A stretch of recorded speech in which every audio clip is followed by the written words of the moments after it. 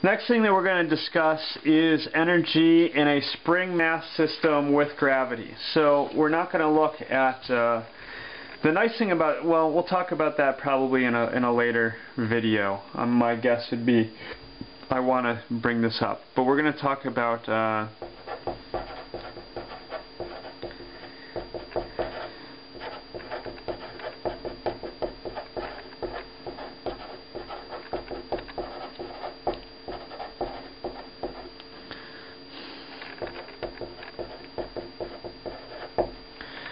okay, so I've got time 0, then I've got time 1, then I've got time 2. And so we're looking at snapshots. So this is like video camera stills. So I'm basically shooting a video and I'm pulling out 3 frames. And so there's 1 frame,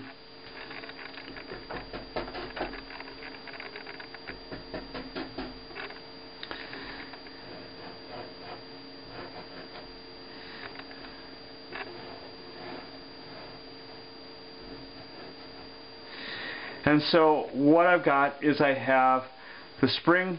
Here I've got the mass is at level 1, so we're going to call that height. Well, let's call this height 0, height 1, and then height 2.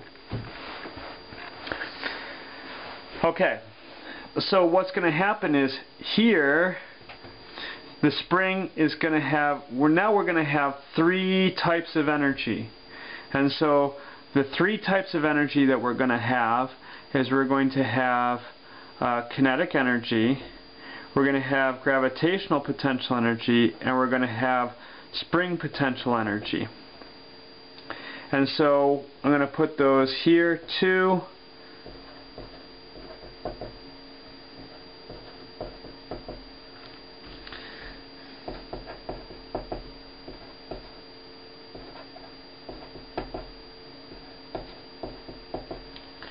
And let's just come up with a number, and we'll work through some numbers probably in a second, or maybe in another video. So let's say that the total energy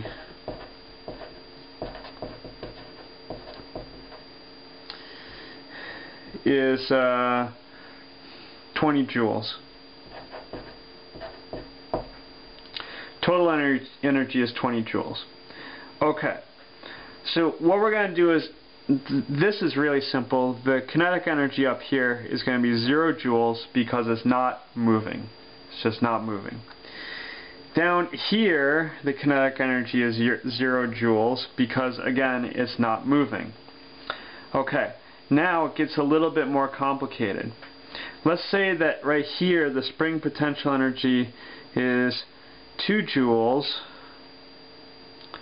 And so then we're going to say that here, because there's still a little bit of energy in the spring, so it's still stretched out by some little bit.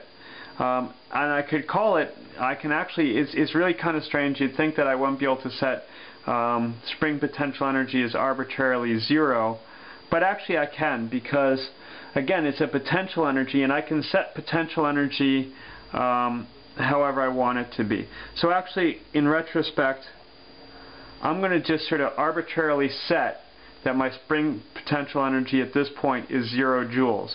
And if it actually went a little bit higher than that because somebody actually shoved it up there, I would actually say at that point in time that the spring potential energy was negative, just like I can have negative gravitational potential energy. So I'm going to say right here that the gravitational potential energy is 20 joules. Now down at the bottom is pretty easy. We're going to say arbitrarily that down here the gravitational potential energy is 0 joules, and here is 20 joules. Now here's where things get a little bit complicated in the middle. We know that the gravitational potential energy is going to be halfway between 0 and 20.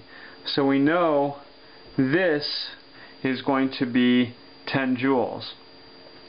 Now, we have to talk about our equation for spring potential energy. Spring potential energy is 1/2 kx squared. So now what that means is when I'm halfway between, if I think my x is halfway between here and here, so here it's got 0 joules, here it's got 20 joules, but here my x is 0, here my x is 2. If I'm at 1, I don't know, I'm going through this, I'm explaining this bad, I'm going to explain it better with some real numbers here in the next video. Don't you worry. So I'm just sort of giving you theoretical as a theoretical first and then practical second. I could have flipped it around and done practical first and theoretical second. But because of that x squared, I know that it's going to go 0, 1/4 at this point in time is going to have 1/4 of its maximum, and so 1/4 of its maximum is going to be 5 joules, and then the kinetic energy is going to have 5 joules. The interesting result is that this is the maximum kinetic energy.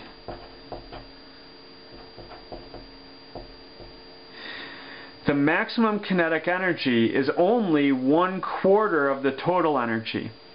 So because we're flipping between 3 different quantities here, it gets a little bit more complicated, and so the kinetic energy only goes from 0 joules up to 5 joules and then back down to 0 joules, whereas in the pendulum, if I gave it 20 joules of gravitational potential energy here, it would end up with 20 joules of kinetic energy down here, because it's just going gravitational potential to kinetic, and so that whole 20 transfers. But here, what I'm going to be doing is between this point and this point, I'm going to be taking half of the gravitational potential energy, and I'm going to be putting half of that into spring potential energy and half of that into kinetic energy. Okay, we're going to come back in another video. We're going to look at some data that we could take.